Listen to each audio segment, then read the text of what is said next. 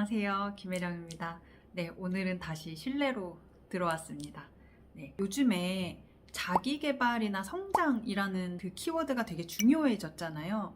이게 내가 어떤 목표를 이루기 위해서 나를 계속 변화시키고 성장시켜야 되고, 요즘 현대인들한테 자기 개발 빠질 수 없잖아요.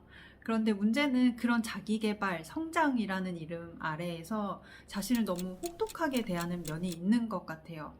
물론 내가 너무 잘 살고 싶고 좀 잘해보고 싶어서 나를 계속 변화시키고 나를 굴리는 건데, 그게 내 뜻대로 사실 잘 안 되죠. 내가 이상적인 내 모습으로 가는 게 사실 쉽지는 않잖아요. 그런데 그 안에서, 그 과정에서 나를 너무 막 엄격하게 혹독하게, 그리고 그렇게 하지 못하는 나를 미워하고 싫어하면서 살아가는 모습을 많이 보게 되는 것 같습니다. 그런데 자신을 이렇게 비난하고 미워하면서 내가 과연 내가 원하는 모습으로 잘 변해갈 수 있을까요?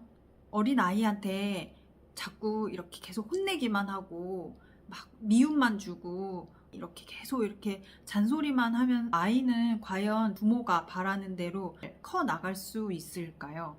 나를 잘 데리고 살아가려면 나를 좋아하고 사랑하면서 살아가야 될 텐데, 근데 그게 참 어려워요. 근데 자기 사랑은 결국 내가 나랑 어떻게 관계 맺는가의 문제예요. 자꾸 나를 이렇게 몰아세우고 이렇게 나를 계속 혼내고 하는 관계가 있는가 하면, 나를 계속 다독이고 격려하고 이렇게 잘한다 잘한다 이렇게 한 번만 조금 더 해보자 설득하고 이런 관계로 살아가는 사람들도 있거든요. 나라는 것이, 자아라는 것이 사실은 한편의 스토리텔링이에요. 내가 나한테 어떻게 의미 부여를 하느냐, 어떤 이야기들로 나를 채워가느냐.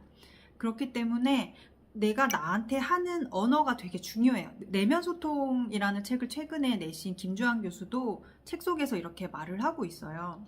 나라는 존재 자체가 일종의 스토리텔링이므로 내가 나에게 하는 내면 소통을 바꾸면 나 자신이 바뀌게 된다. 저는 이 내면 소통이라는 부분이 결국 내가 나에게 하는 말이라고 생각을 하거든요. 그러면 내가 나를 어떻게 좋아하고 잘 대해줄 수 있을까가 중요하겠죠. 최수종 씨가 어떤 그 예능 프로에 나와서 19글자로 잘 표현한 말이 있어요. 이렇다고 합니다. 당신이 그랬다면 그럴 만한 이유가 있었겠지요. 이 얘기를 왜 꺼내냐 하면, 만약에 내가 시험을 앞두고 있는데 오늘 하루 너무 무기력해가지고 막 침대에만 누워있고 책상에 앉아서도 집중도 안 되고 흥청망청 시간을 그냥 보내버렸어요. 그날 저녁 내가 나를 보면서 막 한심하겠죠. 나 왜 이러지? 시험에 붙고 싶다고 하면서 왜 이렇게 공부도 안 하고 게으르고 나태할까? 내가 나를 이해할 수 없는 순간들이 있어요. 내가 나를 미워하고 나를 막 혼내고 비난하고 그러기가 쉬운데, 당신이 그랬다면 그럴 만한 이유가 있었겠지요 라는 것처럼 그 마음을 헤아려 보는 식으로 접근을 해보는 거예요. 우리가 하는 모든 행동이 사실 다 이렇게 잘했다고 동의해 줄 수는 없어요. 성인으로 봤을 때는 당연히 어떤 행동은 잘못됐다고 할 수 있고 좀 나쁜 마음을 먹을 때도 있잖아요. 때로는 누가 너무너무 미워서 저 사람 그냥 사라져 버렸으면 좋겠다라는 마음이 올라올 때도 있잖아요. 잘하는 행동은 아니죠. 그렇지만 그 생각 아래에 있는 마음을 헤아려 줄 수는 있잖아요. 내가 이런 마음이 올라왔다면 그럴 만한 이유가 있었겠지 라는 식으로 접근을 한다면, 내가 너무 화가 나서 너무 상처를 받아서 이런 마음이 올라왔구나 라고 이해를 해볼 수 있겠죠. 시험에 대한 압박감이 너무 부담이 되어서 오히려 이게 나를 막 공부를 하지 못하는구나, 부담을 좀 내려놓자, 이렇게 할 수도 있고요. 그런데 이제 사이좋은 부부가 당신이 그랬다면 그럴 만한 이유가 있었겠지요 라고 대하는 것과 달리, 사이좋지 않은 부부처럼 내가 나한테 너 진짜 안 되겠다, 진짜 역시 너는 안 돼, 이런 식으로 대한다면 잘하려던 힘도 없어질 것 같아요. 최수종 씨가 아마 같은 프로였을 거예요. 그 배우자인 하이라 씨랑 같이 여행을 갔다가 어떤 외국인 부부를 만나는데, 외국인 부부가 봐도 그 부부가 이제 사이가 좋아 보이니까 뭐 얼마나 같이 살았냐, 그동안 한 번도 싸우지 않았냐니까 그렇다. 그럼 그 비결이 뭐냐 하고 그 외국인 분이 물어봤어요. 근데 그때 최수종 씨가 한 말이 I look her like my daughter. 근데 그 하이라 씨도 그렇게 말했어요. 아, 나도 내 남편을 아들처럼 여기는 게 부분이 있다. 이렇게 말을 했어요. 근데 그게 저는 너무 와닿더라고요. 예. 저도 사실은 개인적인 이야기를 좀 하자면 무수하게 저와 싸우면서 살아온 사람인데요. 너무 감사하게도 지금 같이 살고 있는 남편이 정말 딸처럼 아이처럼 나를 대해준다는 걸 느껴요. 실수를 한다거나 못난 행동을 한다거나 그럴 때에도 사사건건 꼬투리를 잡는다거나 이렇게 나를 비난하지 않고 약간 아이 대하듯이 한다고 느낄 때가 있거든요.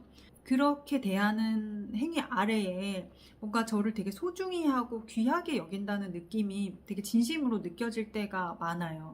고마운 거죠. 그런데 처음에는 저를 막 이뻐하고 이렇게 좀 귀하게 대해주고 하는 그런 말과 행동이 좋으면서도 이렇게 흡수가 잘 안 됐어요. 왜냐하면은 제가 저를 그렇게 대해보지 않았던 거예요. 저는 이렇게 저랑 싸우는 데 익숙해져 있고 저를 비난하는 데 익숙해져 있어서 뭔가 저를 이렇게 따뜻하게 이렇게 귀하게 소중하게 너는 정말 괜찮은 존재야 라는 느낌을 주는 그런 말과 행동이 처음에는 이게 잘 와닿지가 않았는데 차츰차츰 그게 쌓이면서 이제 그게 제 안에 들어와서 저도 저 자신을 그렇게 대하고 있더라고요.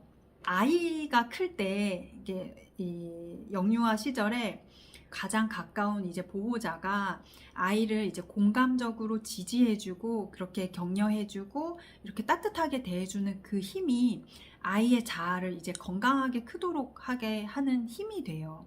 정신분석학자 하인츠 코엇이 그걸 자기 대상이라고 표현을 했는데요. 공감적 지지를 주는 이제 대상이 자기 대상이 되는 거예요. 그 자기 대상의 그런 환경을 통해서 공감적이고 이런 따뜻한 환경을 통해서 그 아이가 셀프를 단단하게 세울 수 있는 거예요. 마찬가지였던 것 같아요. 남편이 해주는 그런 말과 행동을 통해서 따뜻한 지지, 공감, 격려 이런 것들을 통해서 이제 내가 나를 이제 키우는 힘을 가지게 됐던 것 같아요.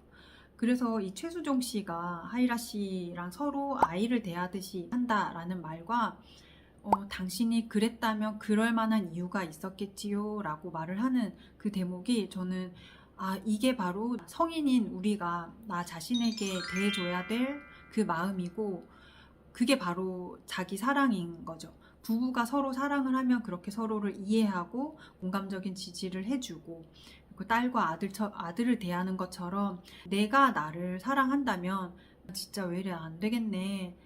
난 역시 안 돼. 이런 식으로 하는 게 아니라 내가 이런 생각이 올라왔다면 내가 이게 잘 안 된다면 그럴 만한 이유가 있었을 거야 라는 마음으로 접근을 해보는 거죠. 그렇게 나를 대해주다 보면 아이가 그 자기 대상을 통해서 셀프를 단단하게 건강하게 구축해 나가는 것처럼 성인인 우리도 건강하게 변화해 갈 수 있는 거죠. 준비한 얘기가 더 있는데 이게 좀 많이 길어지고 있어서 다음에 다시 이어서 얘기를 해보도록 하고요.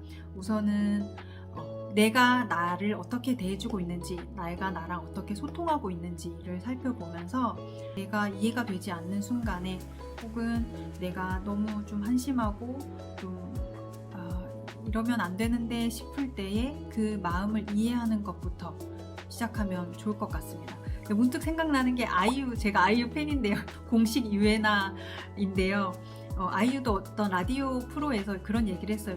이뻐서 좋아하는 것도 아니고 내가 잘나서 나를 좋아하는 것도 아니다. 그냥 나를 이해하는 만큼 나를 좋아한다. 그런 얘기를 했었어요. 그러니까 자기 사랑이라는 게 사실 뭐 이렇게 나를 이렇게 떠받들고 사는 그런 게 아니고요. 나를 이해하는 만큼 내가 나를 좋아할 수 있고 나를 있는 그대로 인정해 줄 수 있다는 거라는 것을 꼭 기억하셨으면 좋겠습니다.